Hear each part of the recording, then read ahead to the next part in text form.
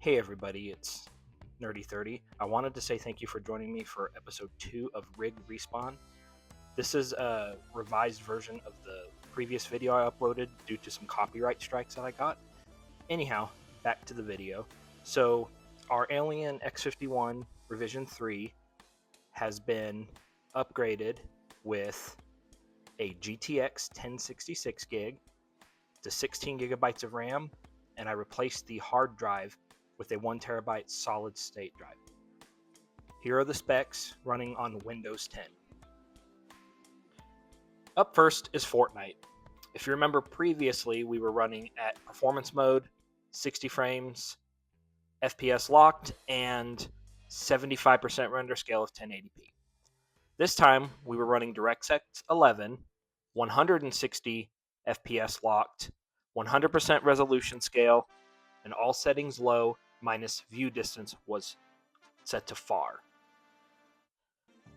The system unfortunately did suffer a little bit of stuttering, as you'll see throughout the clip, but if you pay attention towards the top center left of the screen, you'll see that I was kind of having some internet issues that really did degrade the performance of the system in this particular match. But as you can see, once the match connection was reestablished and everything was good to go, it ran very smoothly. And I was very impressive with the performance upgrade we got for less than $100. Next up was Cyberpunk 2077. If you remember in the previous video with the GTX 745, the system would not even load the game. Now we were able to set the preset at low, 1080p, and I ran the in-game benchmark. At the end of this segment, there is the detailed report following the end of the benchmark if you're interested in seeing exactly how well this performed. But with an average of 50 FPS, I feel like this game is plenty playable on our Alienware here.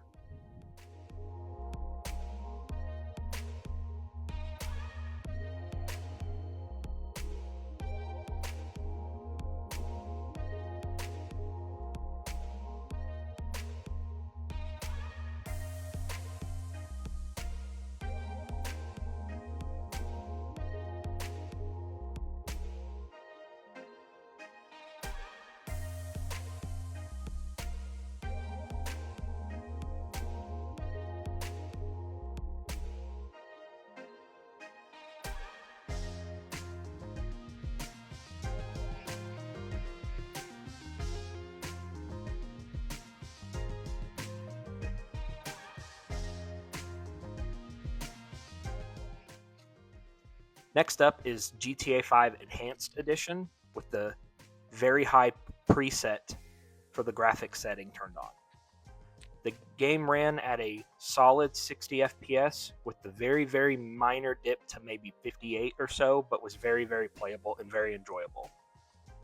Compared to the previous video, we were able to get GTA 5 Enhanced to play over having to use GTA 5 Legacy Edition in the previous video. Now, I did want to point out that I am very sorry for the lack of overlays and FPS counters showing in the footage. I had everything set up, but for some reason, the built-in screen recording software that came with the operating system did not capture any overlay, whether it was Riva Tuner, the built-in Windows, Game Bar, or the Steam overlay. It would not capture any of that.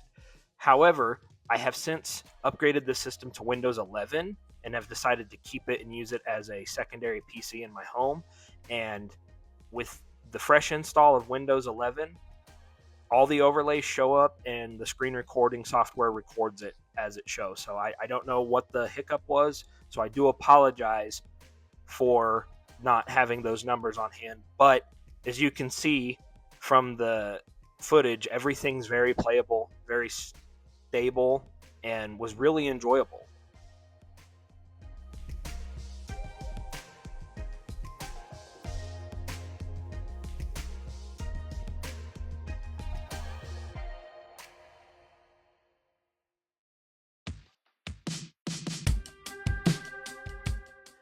Next up was Hogwarts Legacy, set at 1080p, low settings, and we averaged 50 frames per second.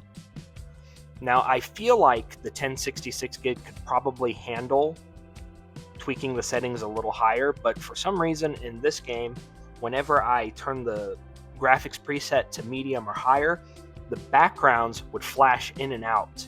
And I'm not sure if it was just something on the card causing artifacting, or if it was something with the download of this game, but I did not want to show the footage in case there's somebody watching who's sensitive to light flashes and whatnot.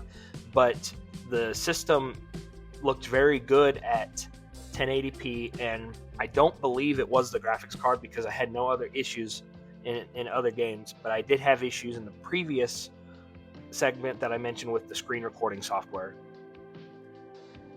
And finally, the last game in our benchmark suite today is Elden Ring. This was played at 1080p, the high preset, which shows everything at high. Now, I will apologize. I have not actually played Elden Ring, so I haven't gotten out of the tutorial levels, but the game looks great. Overall, I was very happy with the performance of the system, considering the money that I put into it. I spent $63 on the graphics card, $30 for the RAM kit, and I had the hard drive on hand. And I paid $40 for the system originally. I found it on Facebook Market.